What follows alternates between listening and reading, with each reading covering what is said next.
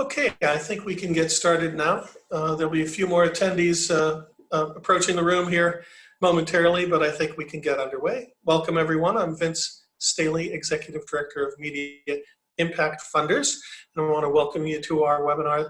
Our Journalism Funders webinar this month is on on-ramps for funding local journalism. We've got a great lineup and also a great list of registrants for today's discussion.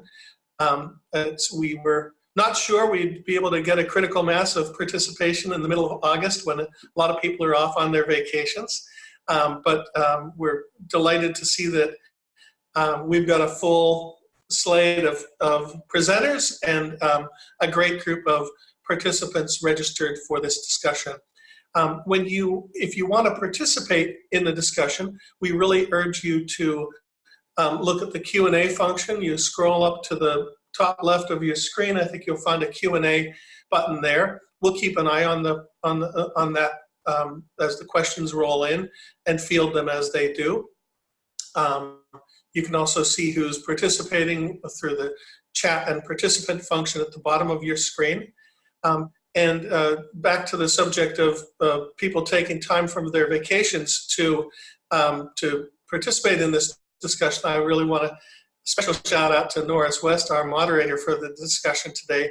He's Director of Strategic Communications at the Annie E. Casey Foundations, and as a very good board member of Media Impact Funders, he agreed to take a break from his vacation to join us to moderate this discussion. So kudos to Norris for doing that, and also thanks Molly DeAguiar, another board member, for participating in today's discussion. I'll let Norris do more introduction of our speakers momentarily, but I just want to also acknowledge that we're coming up to a busy season for journalism funders. We're going to be out on the road doing some programming soon. We'll be at the Online News Association meeting in New Orleans next month, and we're going to be hearing from the Walton Family Foundation on their support for environmental journalism in the region, particularly vital to New Orleans and the Louisiana coastline, as well as an update on DEI activities that for ICHEDEA, at the Ford Foundation, the team at the Democracy Fund, Leah Trusty and others, Paul Waters at Democracy Fund, and many others have been involved in since the last time we gathered at ONA and discussed DEI. It's a perennial concern for all of us, and there has been really significant action and movement on the subject. So we're going to hear both of those topics discussed in New Orleans, and then we're also in planning stages and looking forward to seeing many of you at our annual gathering of journalism funders, October 29 and 30 at the Henry J. Kaiser Family Foundation offices in San Francisco. So if you're going to be with us in San Francisco, please sign up. Space is limited and it's filling up, so we'd love to see all of you there as well. And without too much further ado, I want to turn it over to Norris West. Thank you again, Norris, for joining us for this special discussion, and take it from there. Well, thank you, Vince, and hello, everyone. Although I'm on vacation, I'm really happy to be with you. I'm in Sarasota, so it's raining, so I'd much rather be inside with you, particularly discussing such an important topic, one that I'm really excited about. As you know, that although daily newspapers in America are struggling, they continue to struggle. This is sort of a golden age for nonprofit news right now. According to the Institute for Nonprofit News, 3/4 of all news organizations, nonprofit news organizations in existence, have just emerged within the past decade. So we have longstanding publications like ProPublica and Mother Jones, are joined by the Texas Tribune, the Marshall Project, and many others. Report for America is one space where reporters in newsrooms across the country doing local news, fitting into the AmeriCorps model. And we have the American Journalism Project, which is a venture philanthropy that offers funders a chance to join the pool fund. Funders, major funders like the Knight Foundation and others have invested in local nonprofit news organizations because they're filling a void that was left by the shrinking of newspapers or even the demise of many. It's always a sad day, and we hear those too often. when newspapers are going by the wayside. And these nonprofit news organizations are making a difference, local news organizations. They're producing strong, investigative, explanatory, and solutions-focused journalism around a lot of issues of local importance, including environment, healthcare, immigration, and one that's important at any Casey, child welfare. So today, we've got a wonderful panel who are going to guide us through a conversation about what their organizations are doing to invest in local nonprofit journalism. And they might offer you some tips on how you might get more deeply involved. So as Vince said, we're going to start with Molly Biagiar, who is a fellow board member of Media Impact Funders, and she's president of the Independence Media Foundation, Public Media Foundation, and she's the former managing director of the News Integrity Initiative. Then we'll hear from Lamont Guillory, who is president of the NOR Foundation, and at NOR, not only is he president, but he also leads communications, and he's been doing a lot of work focusing on solutions journalism, so I'm excited to hear him talk about that.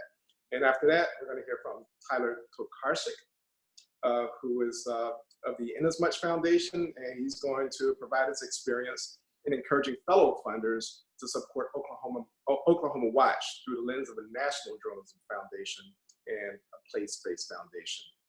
And then finally, I'll turn it over to Courtney Eshelman here at Media Impact Funders, where she's Director of Development and Membership Engagement. And she's going to offer a brief overview of Newsmatch. Courtney comes to us from the Food and Environmental Reporting Network, which itself was a Newsmatch recipient. And then we're going to leave plenty of time for questions. I'll probably open up with a couple, and then we'll turn it over to all of you, and we're going to have a really good, lively conversation. So with that, I will turn it over to Molly Biagiar. Molly?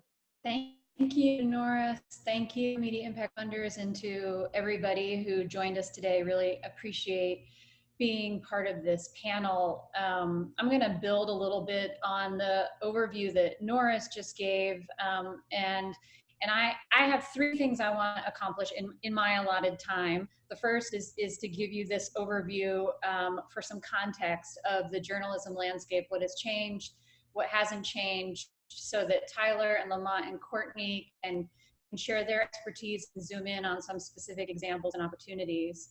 The second thing I want to do is encourage you to consider a more expansive definition of journalism to help you imagine new possibilities.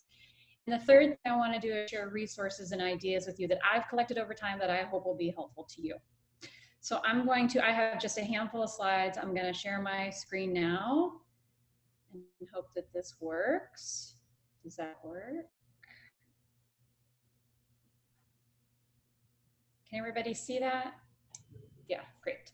Okay, so there are basically two big factors that have dramatically impacted local journalism over the past 15 or 20 years. And the first is obviously the internet, right? The internet gives people access to all kinds of information from all different places. There's no longer just a local newspaper and a few channels on TV. And we can discuss what's good about that and what's bad about that, but that is not for today's discussion. The second big factor is that basically Facebook and Google and now Amazon have siphoned off 70% of the advertising dollars that used to make newspaper owners rich. And so that's led to dramatic financial losses, massive layoffs of journalists, newspapers closing up shop for good, and also the deluge of clickbait headlines and stories that are trying to recapture some of that revenue by making you click. So we have more places to get information, but the information itself is potentially less reliable. We have less in-depth local coverage, less accountability reporting. And as you all know too well, we have an increasingly polarized political climate that all of this creates an environment that's ripe for disinformation and distrust. And because this toxic mix directly harms our communities, it demands attention from funders. It's one of the reasons why we're having this program today. So, but what I know, and I think you probably feel it too, is all of this feels really noisy, right? Everything these days about the press and politics and distrust and disinformation, it's so frustrating, and it's hard to break through all of that noise and know what to do as a funder, because you see the problems, but they feel so entrenched that you don't know what to do sometimes. I mean, at least I hear this from funders all the time. And so what I want to ask you to do today is set aside all of that noise and imagine the local opportunities we're going to discuss, because what hasn't changed is people's need and desire for trustworthy news and information to live good lives, to participate in their communities, the need to hold the powerful accountable, and the urgency for journalists and sources and stories to reflect and represent the true and rich diversity of the whole community. So that's my quick overview. The second thing I said I wanted to do was expand your definition of journalism. Here is a definition, here's a list of what journalism can look like. And I say this because I have funded all of these things over the past 10 years in my various jobs, capacities. So if you replace the word journalism in your mind, which tends to convey something very specific, with the words news and information, you can open yourself up to the possibilities that journalism is not just a newspaper, it's not just public radio or local television news. It can be theater explaining the danger of leaking underground home heating oil tanks, which I promise you was an absolutely riveting play. It can be text messages that help renters in Detroit know more about the properties they want to rent, including whether or not those properties are in foreclosure or if they're owned by slumlords. It can be electronic billboards that share vital information during times of natural disasters.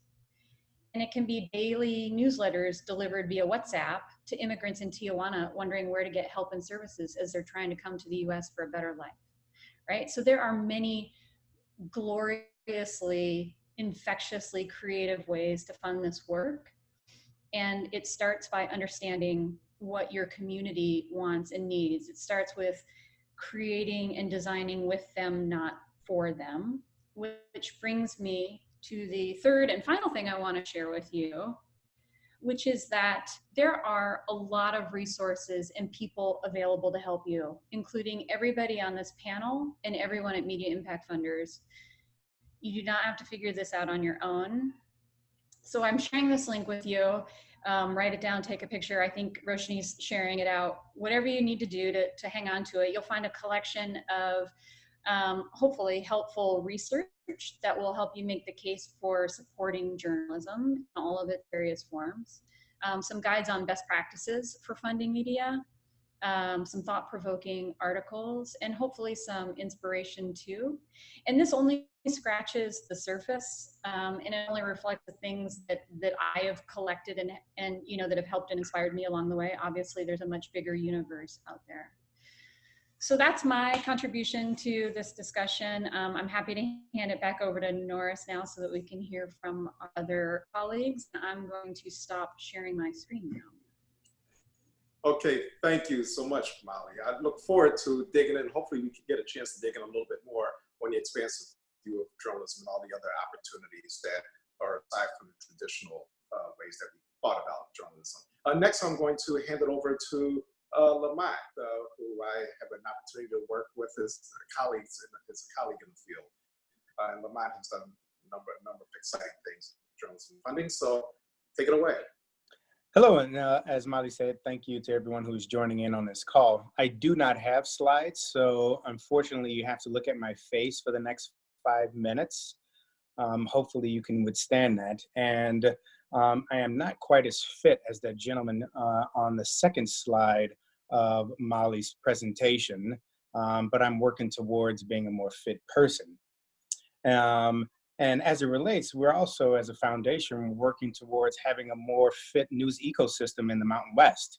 And so I'm here to talk to you a little bit about the how and the why we partner with the Solutions Journalism Network. And so I have 5 minutes, so I'm gonna create an origin story, then how we got it all together and where it is now and where it can go. Back in 2014, the Lohr Foundation wanted to better understand how people of the Mountain West, which includes Idaho, Montana, Wyoming, Colorado, and Mexico. We wanted to better understand how they thought of the work we did and the foundation, and should we be partners in their communities. And so we did a series of focus groups and some polling. And in that focus group, there were some communications questions because I am a communications geek. And one of those questions was, where do you go for news and how do you share news? And overwhelmingly, the response was Facebook, both as a source to digest content and also a source to share content. And in 2014, it was sort of like that holy shit moment for me. Um, and um, I'm struggling with, why would people do that? Why would they feel the need to turn to Facebook for news? Because it isn't, in my opinion, wasn't and isn't a news portal. And so what we discovered is that people in the rural context, and particularly in the Mountain West, there was this level of distrust with local media. And that distrust didn't mean that they didn't believe in what the people were reporting, but they got fatigued with the kind of reporting that they were receiving. And that kind of reporting was problem-based reporting. It was, we have a problem A, we have no jobs. Problem B, lack of education.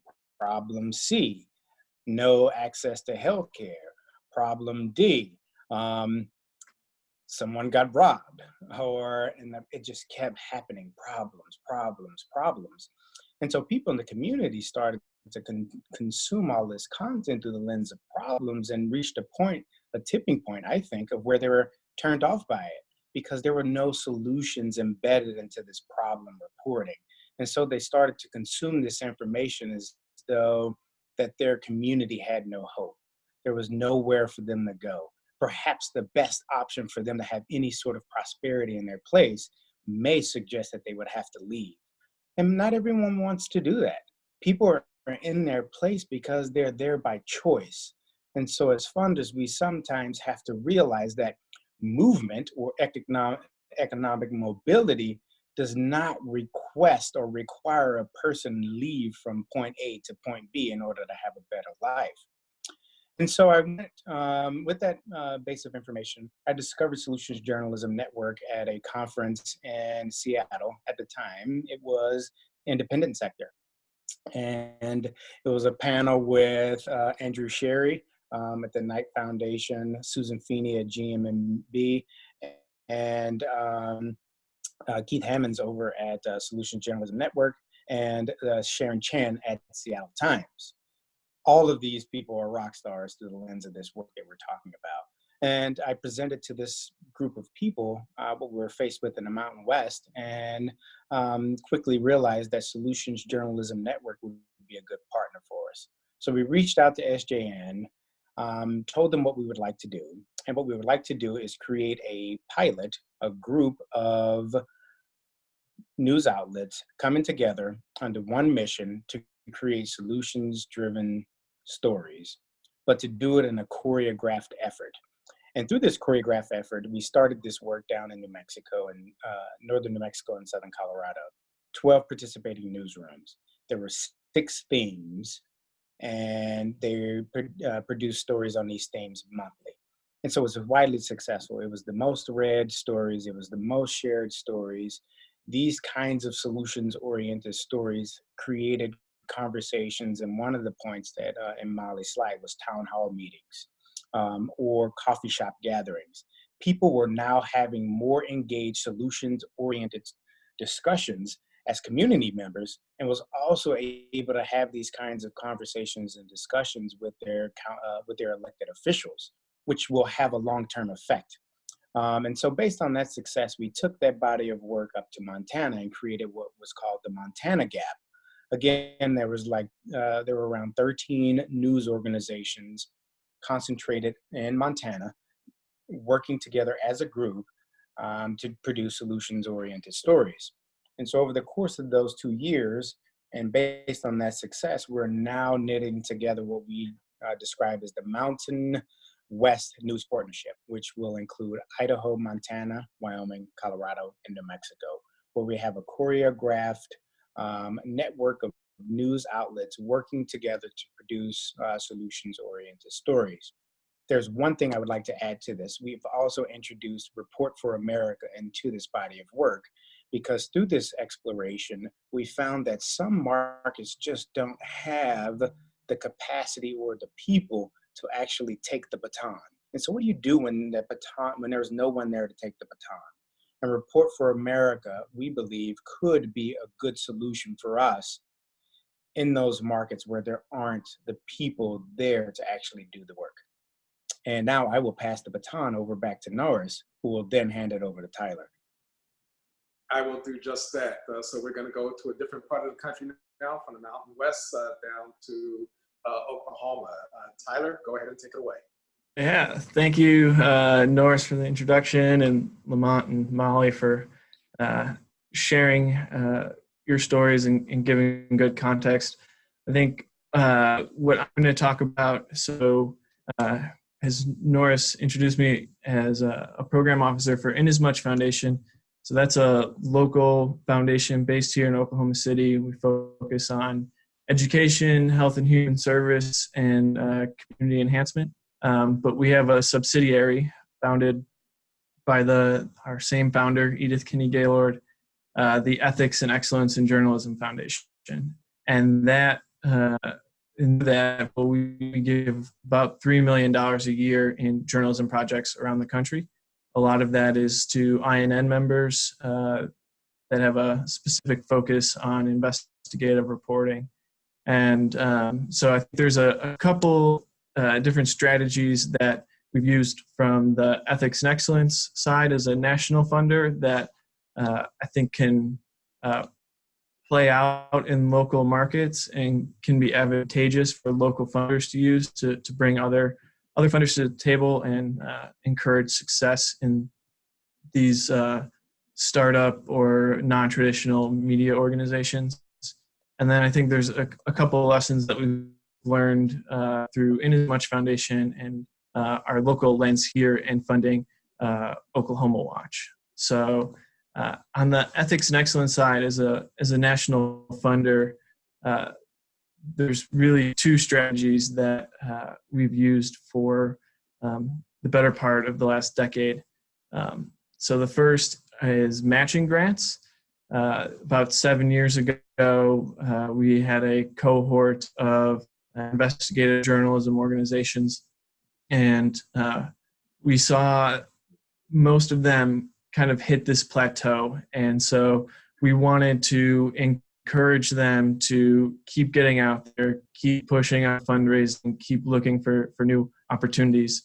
And so we started giving matching grants. So if we gave a $50,000 grant, 25 would be in cash right away, and then 25 would be matched with new or lapsed donors.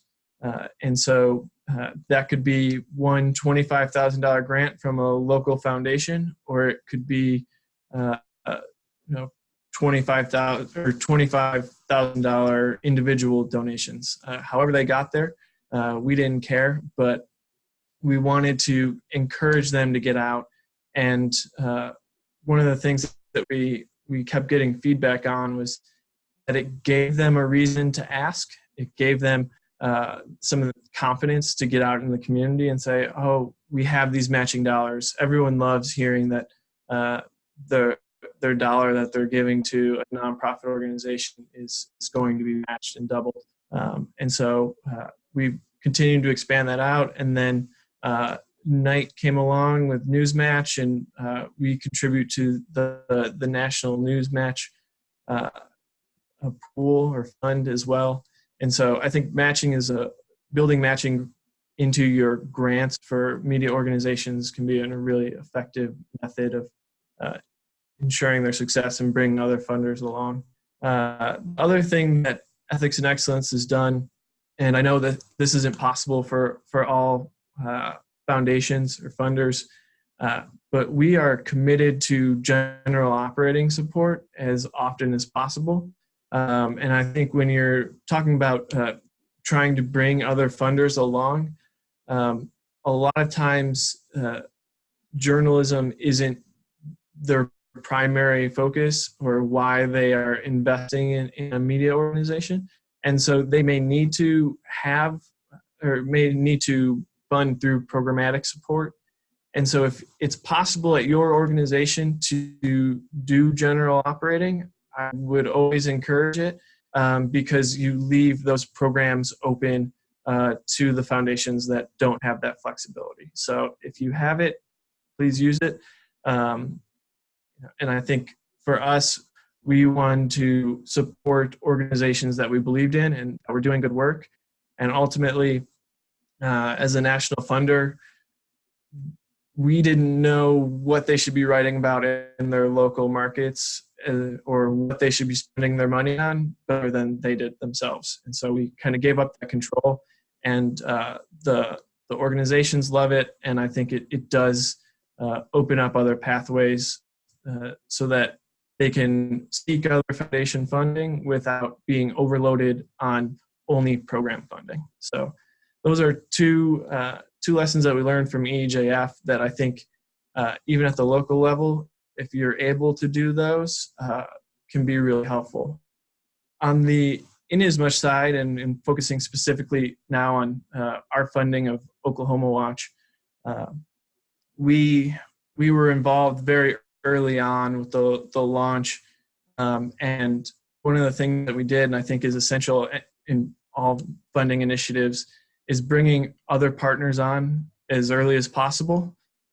Sometimes that can create headaches in getting everyone aligned and on board.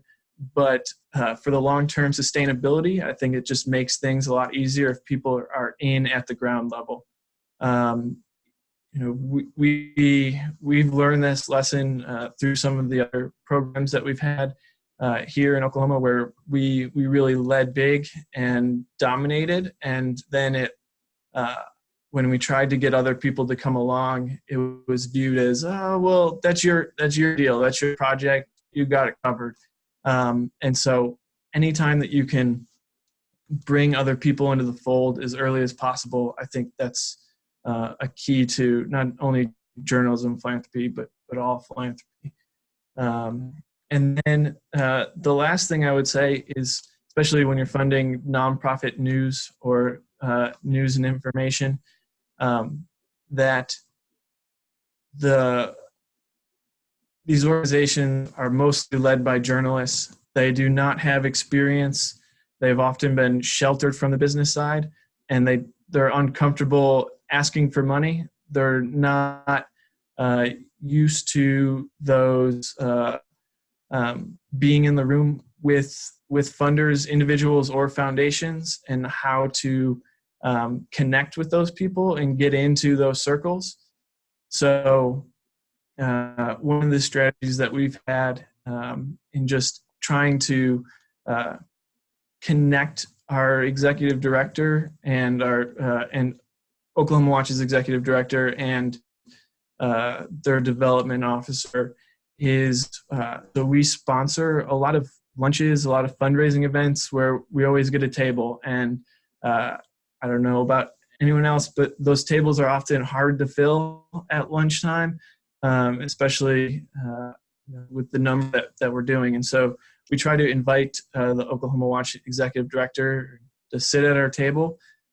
So it's a good opportunity for them to see other fundraisers, what are other nonprofits doing around town, and then who's in the room, who are the individuals that aren't on our list that I'm seeing show up at all of these events and may be interested in funding, and just having those conversations that are less formal, but I think end up leading to more genuine interest than if we set up a formal meeting kind of brokered by us between a foundation or individual and the organization. So just trying to create those informal touch points has been really successful for us.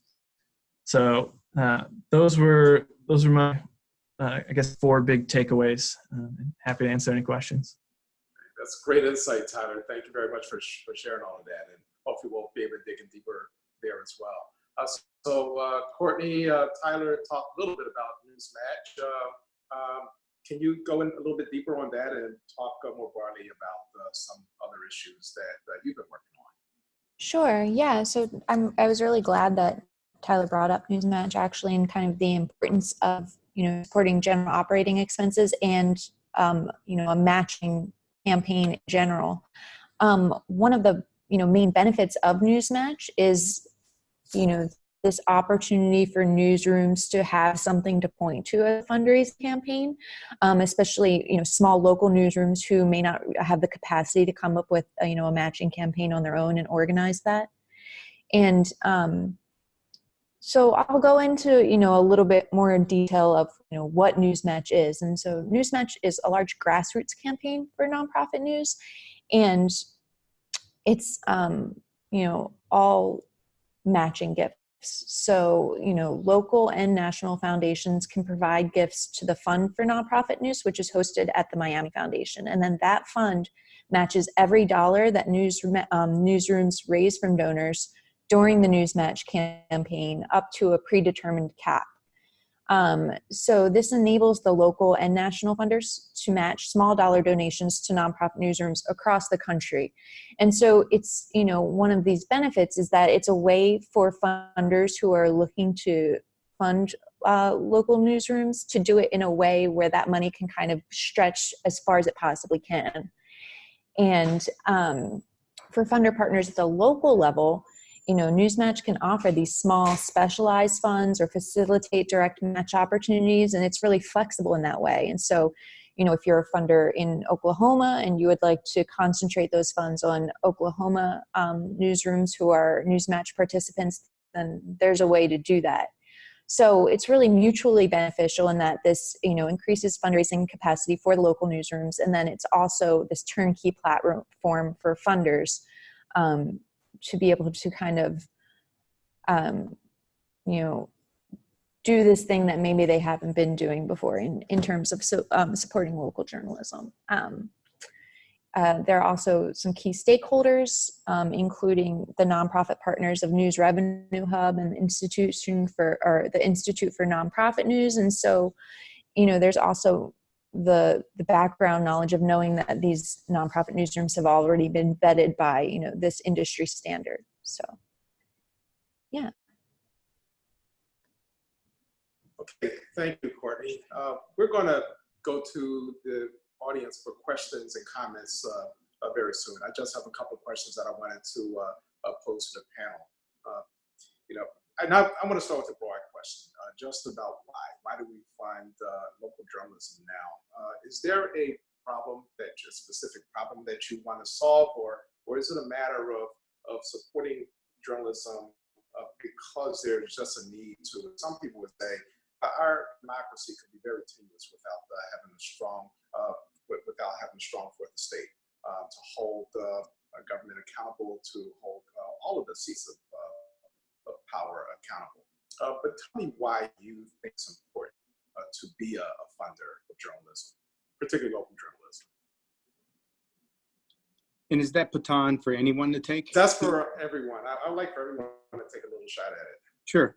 If you guys don't mind, I'll take the first stab at it. As a funder, I think a lot of the conversation is shaped around journalism, media, and the people that are consuming it, meaning the people within that community or metro area.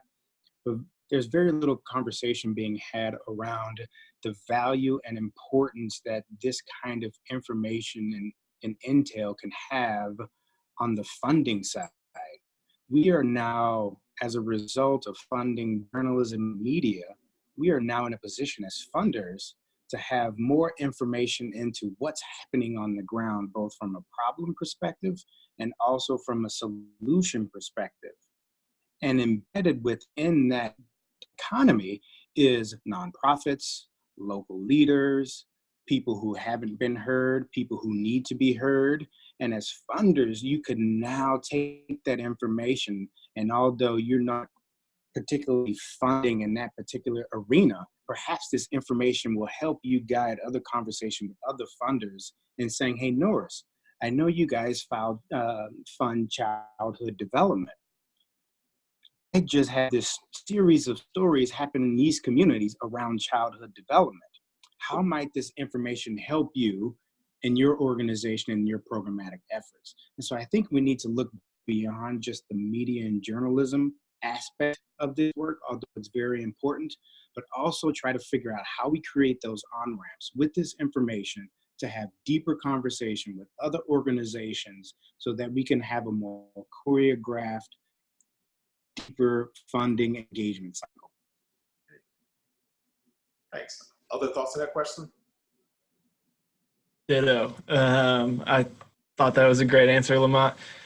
And I would just add, so for us, our founder was a journalist. Her family owned the paper here, and so journalism was in her blood and was one of the things that she was really committed to supporting and making sure that it lived on in a meaningful way.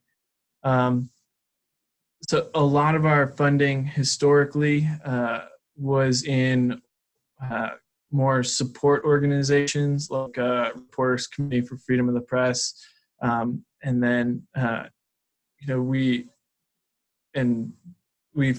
transitioned, I guess, in 2008 when during the recession there was the kind of a flood of investigative reporters being laid off at traditional media outlets around the country, and we started seeing that they wanted to keep reporting, and that deep in-depth work was being lost. And so that's how we got into the investigative work that we know is essential. Those deep data dives are essential.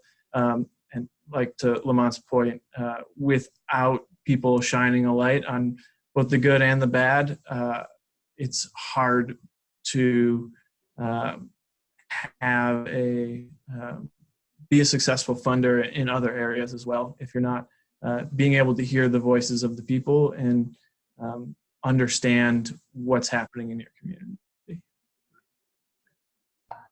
I mean, I would agree with that wholeheartedly with both of what Tyler and Lamont said. I think, I've sort of become fond of saying that whatever your first issue is, your second issue should be media. I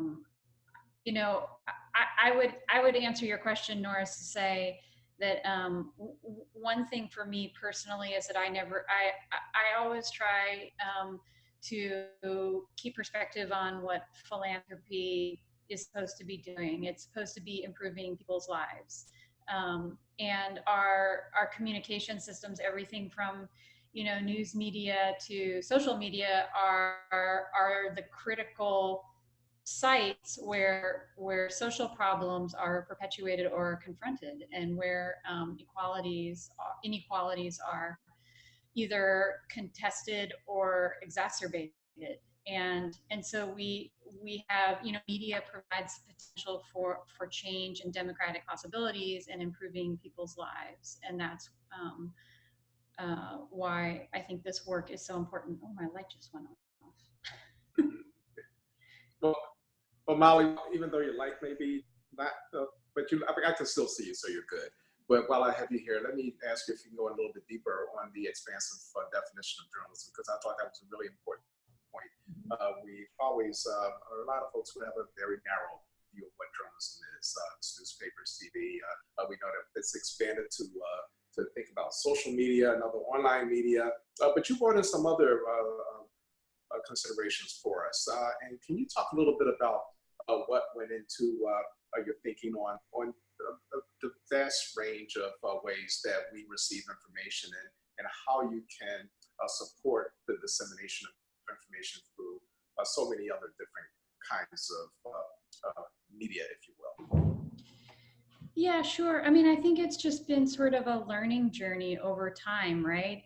The more time you spend going out and meeting with people in the public and hearing what hearing how they feel about journalism, hearing about the stories and information they wish they had, and seeing some inspirational examples from others. I think, you know, the Center for Investigative Reporting has been a huge source of inspiration for me for all of the different ways in which they've tried to convey the work of their investigations that aren't sort of typical, we're going to print this, you're going to see it on, you know, you're going to see it online, and that's the only way to absorb that information. They've done all kinds of interesting experiments, and I think you know, my own experience over time has just been to try to be open to experimenting with what are all the different ways that people might absorb and appreciate and understand information better than simply seeing it, you know, on their phones or on their computer screens, or even, you know, printed in a newspaper. How do you make issues come alive for them? And I think there's a lot of room for us to continue to experiment on that front. Okay, thank you, thank you. Courtney, Tyler did talk a little bit about, or a lot actually, about how to get started, and Molly did as well.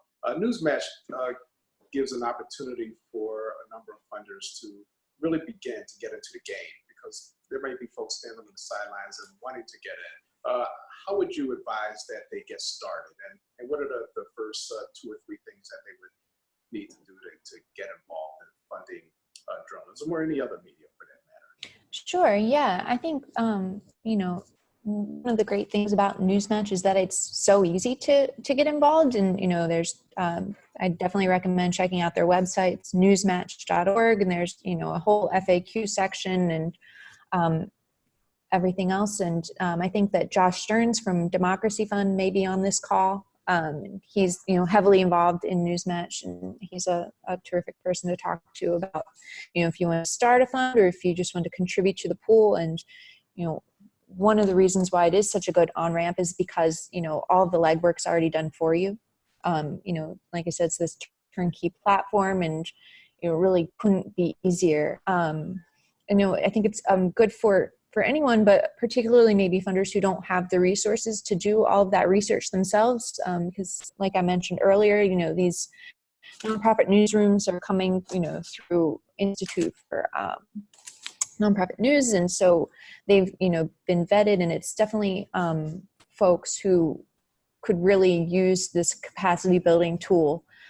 And, you know, for local journalism, but also for, you know, topic specific journalism, if there are funders who are looking to get involved through their programming, you know, there are some verticals or some national newsrooms involved who, you know, maybe focused on environmental news, you know, just Fern, where I came from, or, you know, other topics of interest. And so, you know, I think, you know, checking out the website and, you know, talking to, you know, myself or someone here at Media Impact Funders, or, you know, someone at Newsmatch is a great start. You know, we have a host of resources. We're always happy to connect folks and to answer any questions, and, you know, just get funders started in whatever way.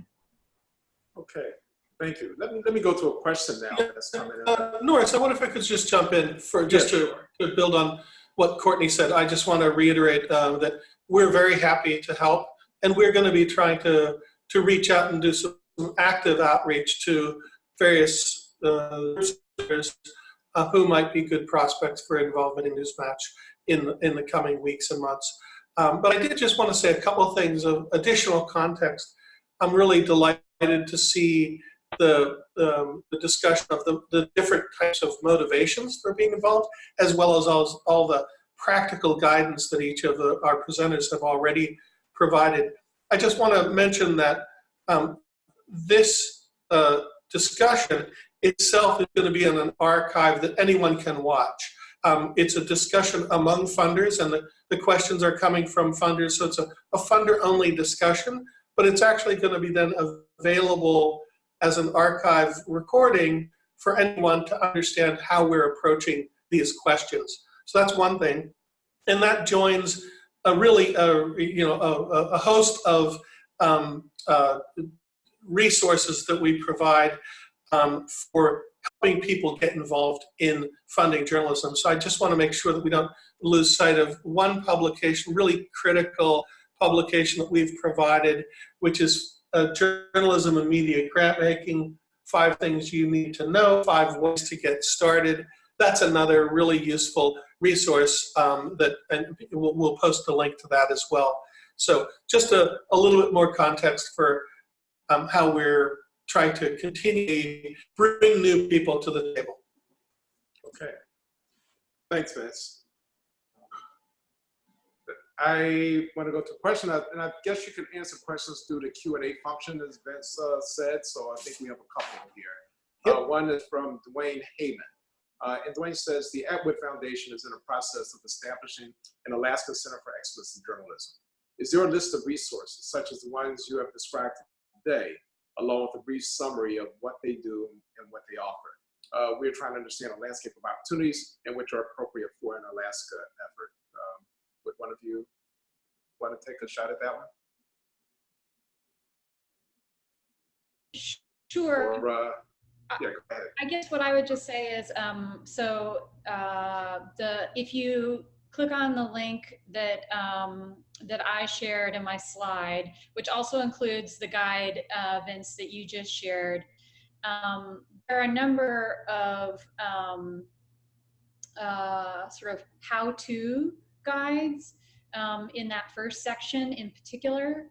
And I would be curious to know, Dwayne, if you, there are a lot of really interesting, much like the way that Lamont and Tyler talked about sort of their place-based work, there's a lot of really interesting, what we call ecosystem approaches around the country where we're trying to focus on an area where you can bring together and build a network of a collaborative and connected group to tackle these issues. And often within those ecosystems, there's like at least one organization that sort of serves as a hub. And so there are a number of examples of these. The one that I'm the most familiar with, the one that I worked with, was an organization in New Jersey called the Center for Cooperative Media. But there are other things like it in other parts of the country too that I think would be really instructive for you as you're building out the Alaska Center for Excellence in Journalism. And so if you want to add a little bit more detail to your question about what maybe are some specific resources you're looking for, I think we could all jump in and give you some specific ideas for things to consider. Great. Okay. I have another question from a friend here, and I pose it to everyone on the panel. Do you feel that people have gotten comfortable being disconnected from their local media organizations? More than funding directly to local news organizations, how are funders thinking about processes or funding processes that reestablish that culture of being connected to the right platforms? And there was a question about whether the creativity that Molly was talking about could play out here. So anybody want to, can we talk about that a little bit? You know, study after study shows that people trust local news organizations more than any other. Yet with the decline of local news, that can become quite tenuous. So I was curious as to whether you thought that you know, people are getting used to things going in that direction, and without some sort of funding, that could be in jeopardy. People could lose touch with being connected to local media. What do you think? I'll give it a shot, Norris, if you don't mind, audience and panelists. And I'm just going to pick one topic of the many layers within that question, and it will be this this question regarding an audience becoming satisfied with being disconnected. And I don't know that the audience are satisfied with being disconnected. Audiences are satisfied with being connected to content that reinforces their ideation, that their own beliefs. I believe that comfort level is starting to increase. And so people are consuming more content, more information that's familiar with them and doesn't actually push them outside of their comfort zone. And so what we're left with is this huge void of people being able to have the kind of information that's needed to have a more robust conversation around a set of issues where we can reach a multitude of solutions on a particular problem, because people are only consuming information that satisfies their own needs, their own ideation, their own thoughts. And so that's my response to our audience satisfied with being, disassociated with media. Yeah, I guess maybe it's a matter of become accustomed to it now. So I don't know if that's the difference, but you just wonder in a culture where before, when I'm going to date myself, but I grew up being very connected to the newspaper, and my family was, and I grew up in Philadelphia, so you were either a bulletin person or an Inquirer person or the Elite person.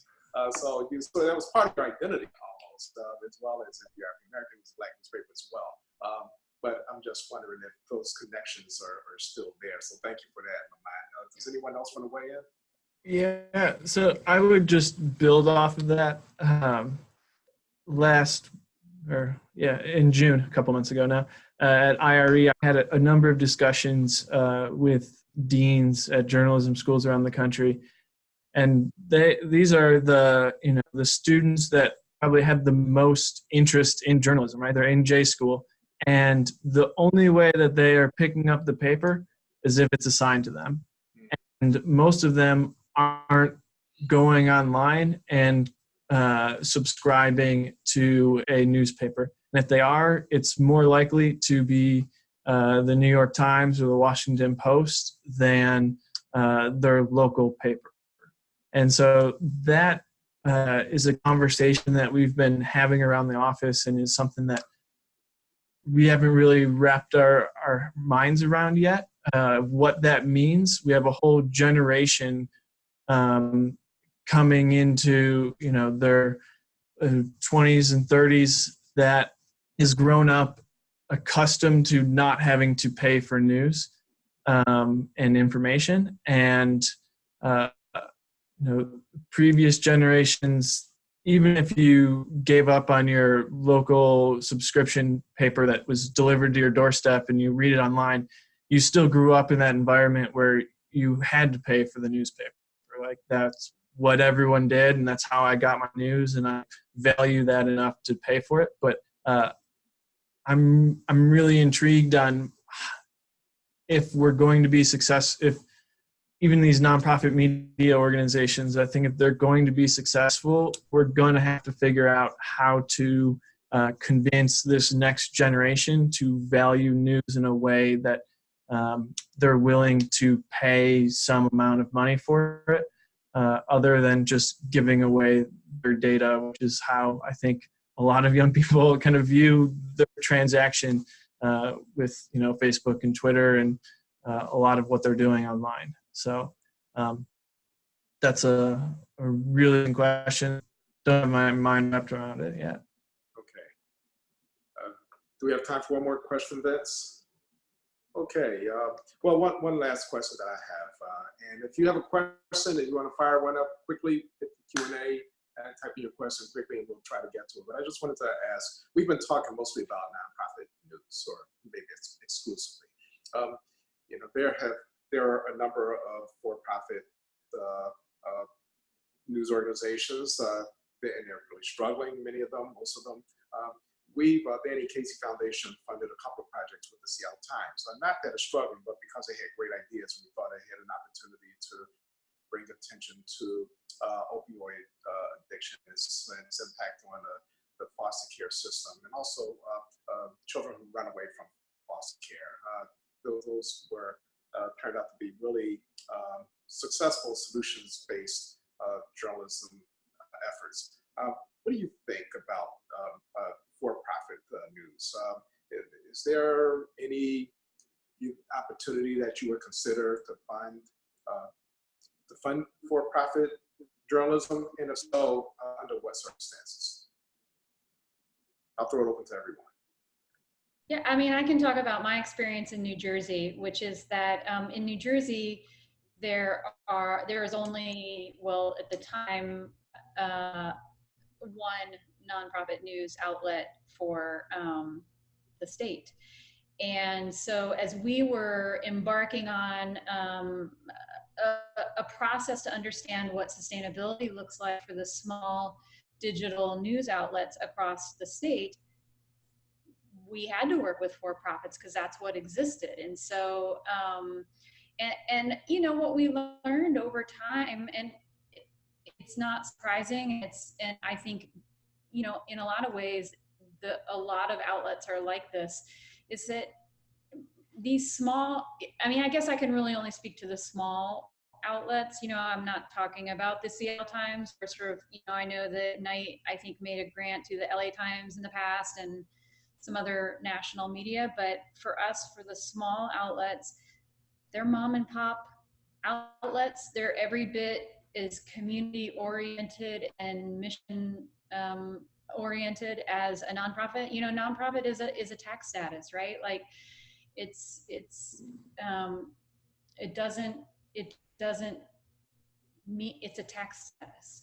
So, you know, we have to be careful about sort of the nonprofit for-profit labels and what it actually means. When you really get to know the outlets, and a lot of the, you know, like foreign language outlets or ethnic press, almost all of that is small for-profit and absolutely deserves philanthropic support as well. Mm-hmm. So I do think that we should be encouraging strong and diverse business models, whether it's nonprofit or for-profit. And I'm actually a believer that there are sustainable, not that they're easy, but that there are sustainable business models for-profit outlets that are still very mission oriented. So funders are not prevented. I think there is, you know, sort of a persistent myth that funders can't give to for-profit outlets, and that's not true. So I would encourage it, especially if you happen to live in a place and focus on a place where you do have a lot of these very small outlets that, you know, a small investment in them could have huge impact and huge return for your community. I agree, Molly. And in the spirit of on-ramps, because that's part of what we're talking about here, the majority of the participating newsrooms in Laura's body of work in the Mountain West, the majority are for-profit organizations. Solutions Journalism Network is that facilitator. They are that organization that has put the Laura Foundation and the communities in which we work with in a position to engage more deeply with the for-profit news organizations. And I would say, you know, I don't know the percentage, but it's probably over 70% of over the almost 60 news outlets participating in this work in the Mountain West are for profit. And so just look at the kinds of models in which you can deploy, and so you can deepen a relationship with the for-profit market. But I certainly believe, as Molly said, that funders should be looking at ways, and there's a multitude of ways, in order to fund the for-profit news organizations. It's important, especially in these small markets. It's vital. Yeah, so just to pick up on that, and so to real quick to address Ira's question I saw on the chat. So ethics and excellence, so our board has not been interested in funding directly to organizations. So we've had to get kind of creative in how we're able to partner with them because, like Molly and Lamont said, we do think it's necessary and essential. So a couple of things that we're doing is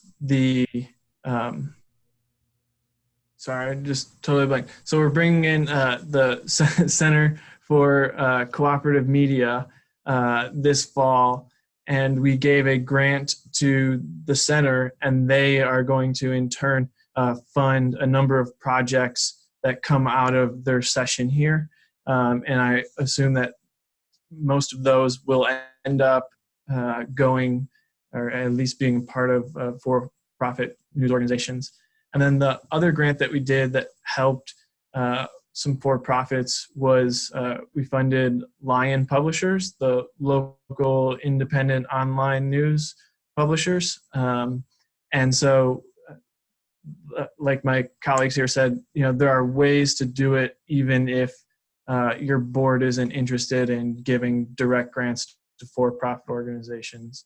And so, Ira, your question, we don't give those grants directly, so there's not a matching component for for-profit media from us. All right, well, thank you, Tyler, and thank you, everyone, Molly, Courtney, Lamont, for your participation. This has been a fascinating conversation. We're coming up to the top of the hour, but I did want to thank you. And my takeaway, there are many takeaways. You all have really great insight and some practical advice on how to get started or how to find those on-ramps. One takeaway, though, for me was Molly's, your comment, whatever your first priority is, your second ought to be media. I'm going to take that with me out of this session. So I'm going to thank you and turn it over to Vince. Great. Close us out. All right. Well, just to close, it was a great conversation and very well moderated. Thank you very much, Norris, for taking care of that. I do just want to reflect on something. Each time we hold these discussions, in that moment, there's something urgent in the world that reminds us about the value and the importance of supporting media in the public interest. And so taking Molly's notion of this broader definition of journalism, I think that we're experiencing an issue in the world, and we have media to respond to that, particularly as relates to the increasing anger and hard expression around immigrants and refugees. The language coming from some of our political leaders about immigrants and refugees has suddenly turned very toxic. I think it's fair to observe that it's fueling anger and violence, and there have certainly been some grotesque acts of violence recently. And so it's important, I think, for all of us to tell the story, the American story, the immigrant story. We take it very personally here at Media Impact Funders. Roshni Melia is the daughter of Indian immigrant parents. Nina Sachdev, the daughter of an Indian parent and her Indian father and her Polish mother. Sabira De Piero, also the daughter of Pakistani immigrant and a Finnish mother. What is beautiful and powerful about America is the way we blend all these cultures together into a much more rich and diverse culture, and we are richer for it. And there is a piece of media that's brand new this week on PBS called Family Pictures USA. We've had the opportunity to encounter Thomas Allen Harris, the host of that program, a number of times in our programming, most recently at the United Philanthropy Forum. We're going to provide links to an article I wrote for the Chronicle of Philanthropy and then was also published on our own website, as well as a link to the program itself. And I think it's a great example of the kind of media that speaks to the urgency of the moment, but also tells the true story of America, which is of a much more rich and diverse culture, made more rich for it. So with that hopeful note of sharing a little bit of media that can make a great difference in this moment, I want to thank all of our presenters and our moderators especially for contributing to a really great resource for now and for the future. Thank you all. Thank you so much. Thank you. Thanks. See you all.